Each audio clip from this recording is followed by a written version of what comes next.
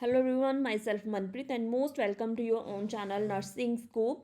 सो हम करें clinical based questions की डिस्कशन एंड जो आज का टॉपिक होगा that is the obsessive compulsive disorder OCD।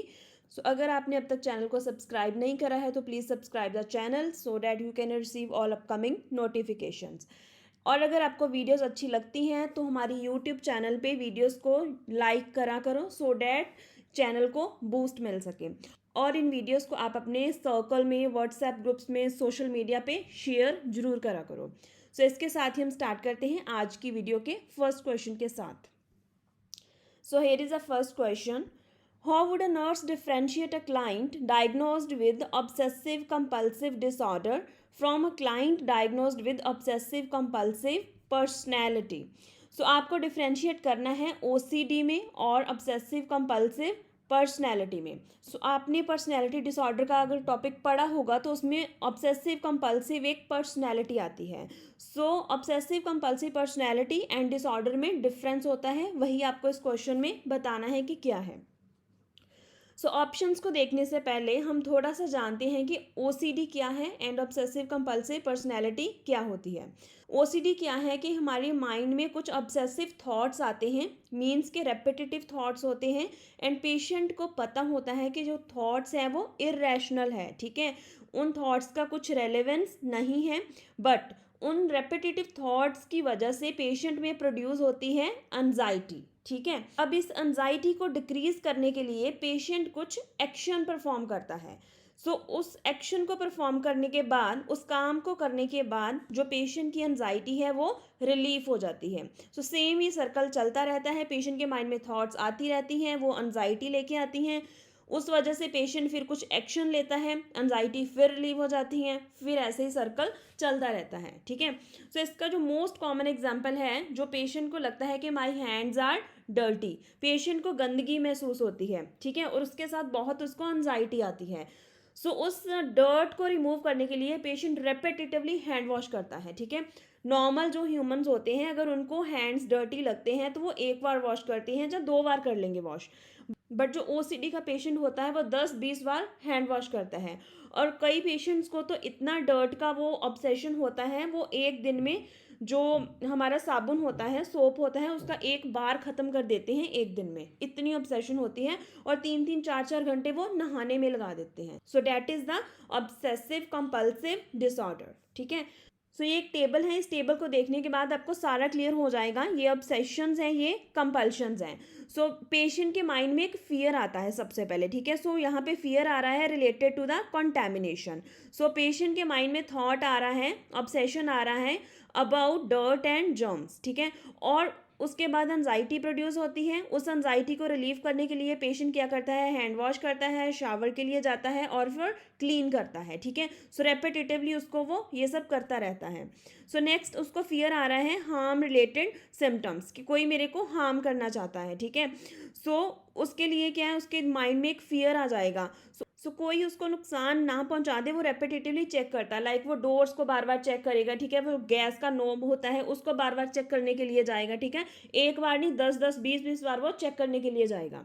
So checking is also compulsion. So next is unacceptability symptoms, ठीक है, कि लाइक उसमें कुछ aggression, sexual and religious thoughts आ रहे हैं, ठीक है। सो उसके लिए वो रिचुअल करता है और प्रेइंग करता है, बार बार करता है वो, ठीक है। सो आगे इसके रिलेटेड हम क्वेश्चंस देखेंगे अच्छे से।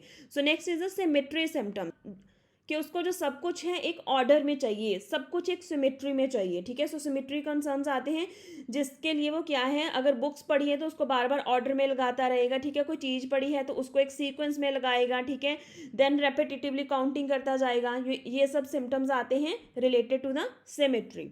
सो next is a hoarding symptom, कि कोई भी चीज़ है उसको होर्ड करके रखना, ठीक है, कि जमा करके रखना है। सो होर्डिंग कंसर्न के साथ फिर होर्डिंग बिहेवियर आएगा, पेशेंट सेव करके रखता जाएगा डिफरेंट थिंग्स को। So this is all about the obsession and compulsion. अब हम देखेंगे कि what are the different symptoms of obsessive compulsive personality disorder. So इसका जो फर्स्ट सिम्टम है, that is the excessive devotion to the work that impair the social and family activities, ठीक है। So next है excessive fixation with list rules और minor details. So next characteristic of OCD personality is the perfectionism that interfere with finishing the task. जब तक उनको कुछ काम perfect नहीं लगता वो उस काम को ख़त्म नहीं करते हैं। सो नेक्स्ट है रिजिडिटी, कि उनके जो मॉरल्स और एथिक्स होते हैं वो उनमें फुल बिलीव करते हैं, उनको फॉलो करते हैं।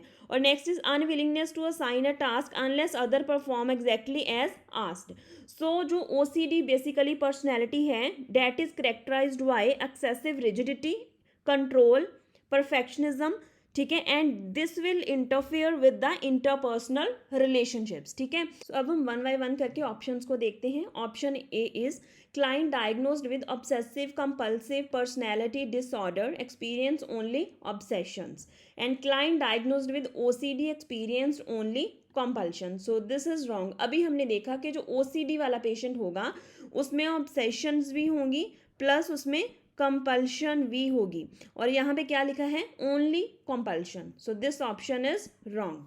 सो नेक्स्ट ऑप्शन क्या है, client diagnosed with OCD experience only obsession, ठीक है, मीन्स के जो ओसीडी का पेशेंट होगा उसमें सिर्फ ऑब्सेशन ही होगी। सो नहीं, अभी हमने देखा कि ओसीडी वाले पेशेंट में बोथ ऑब्सेशन एंड कंपल्शन होगी। सो आगे पढ़ने की ज़रूरत ही नहीं है, this option is again wrong. So next option देखते हैं, client diagnosed with OCD experience both obsession and compulsion, and client diagnosed with obsessive compulsive personality disorder don't. So this option is correct.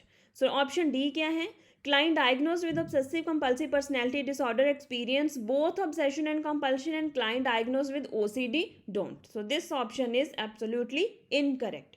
So यहाँ पे correct option कौन सा हो गया, option C. So I hope अब तक आपको समझ आ गया होगा कि what is the basic difference between OCD and OC personality disorder. सो इसके साथ हम देखते हैं next question. So next question है हमारा, which of the following is not an example of compulsion someone may have with obsessive compulsive disorder. So इनमें से कौन सा ऑप्शन कंपल्शन नहीं है वो आपको फाइंड आउट करना है। So option A is excessive hand washing after touch anything outside a home. So excessive hand washing is a compulsion. So next is unlock and relock the door multiple times when leaving a home.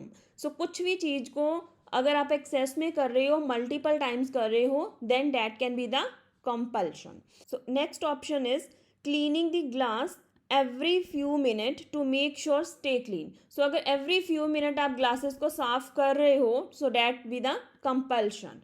So next is check to see that if burner off every time walk into kitchen. जब भी आप kitchen में जाते हो यही देखते रहते हो कि बर्नर ऑफ है कि नहीं, so that is a compulsion. So option E क्या है, all of these are the common compulsions associated with the obsessive compulsive disorder. या सो अभी हमने देख लिया कि जो सारे के सारे ऑप्शंस हैं these are the compulsive behaviour.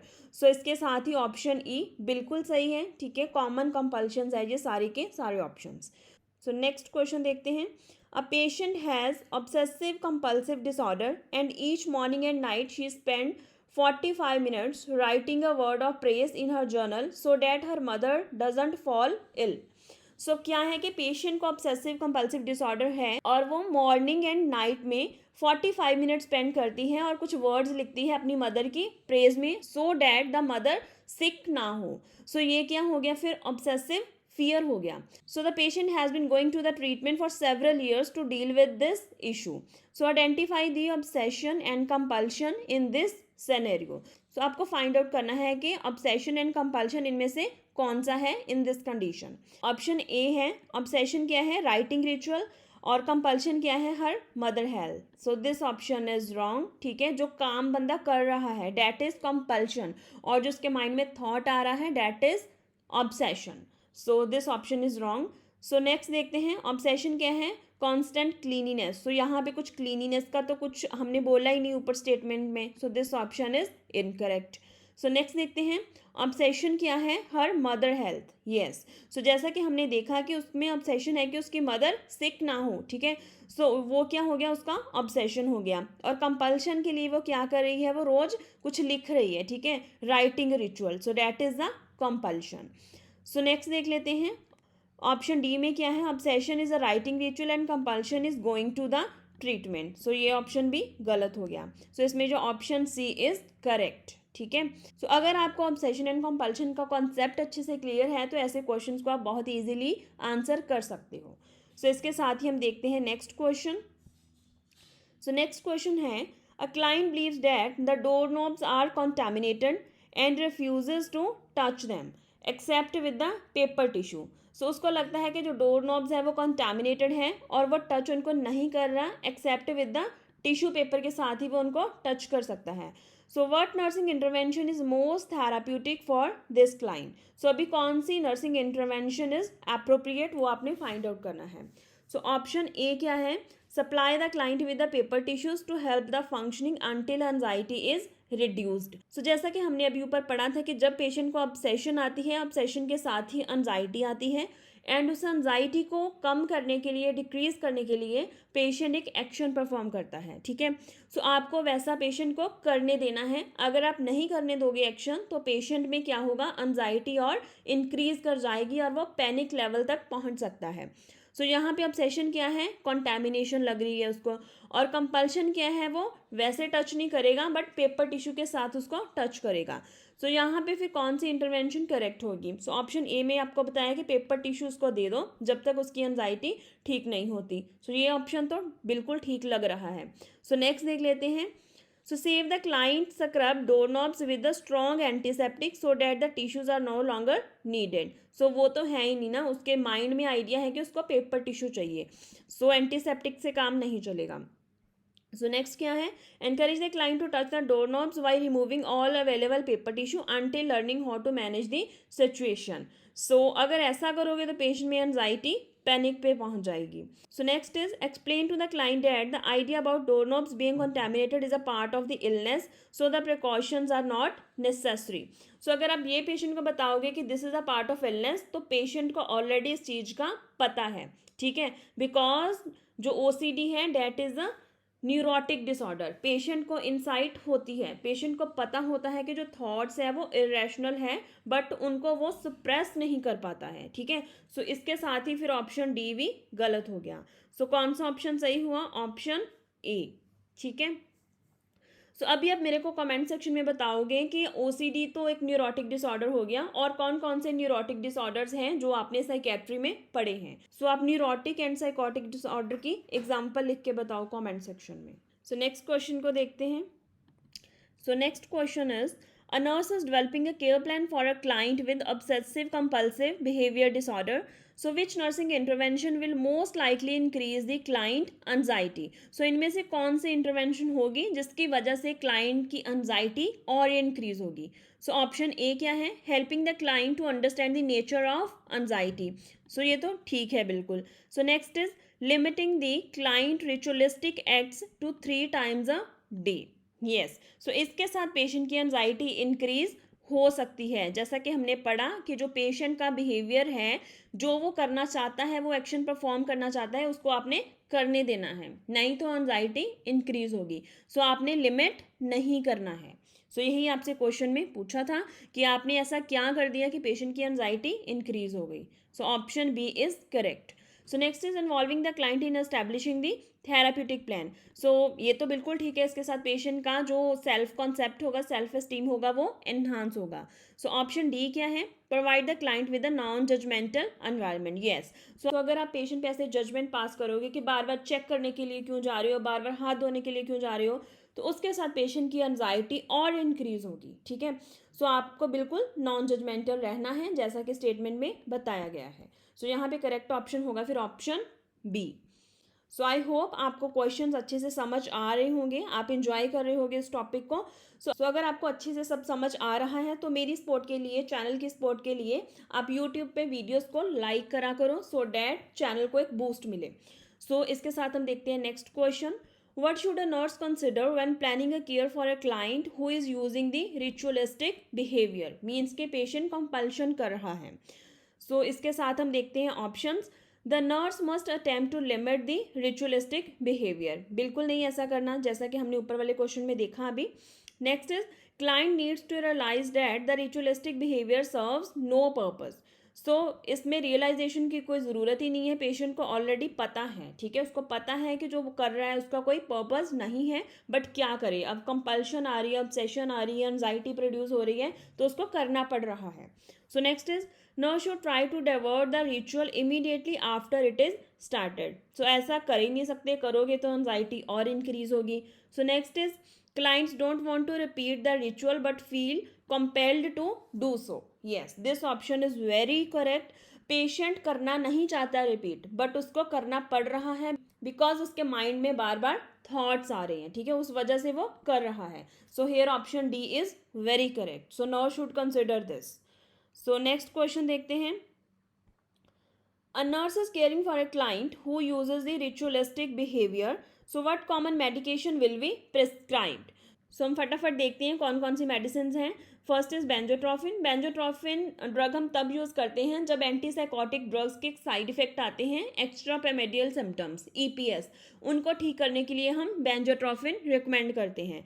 So next is amantadine. So amantadine is a anti Parkinson drug. So Parkinson disease में हम इसको यूज़ करते हैं. So next is fluvoxamine. Yes, fluvoxamine is a drug which is used in case of treatment of OCD. So fluvoxamine कौन सी category की drug है ये आप मेरे को कमेंट सेक्शन में बताओगे, ठीक है, कि एंटीसाइकोटिक है या एंटी डिप्रेसेंट है, और इनकी स्पेसिफिक कौन सी कैटेगरी है वो भी आप मेंशन करो कमेंट सेक्शन में. बहुत इंपॉर्टेंट ड्रग है ये फ्लोवोक्सामाइन. सो नेक्स्ट इज डाइफेनाइल हाइड्रामाइन. सो इस ड्रग को भी आप ईपीएस के ट्रीटमेंट में यूज़ करते हो.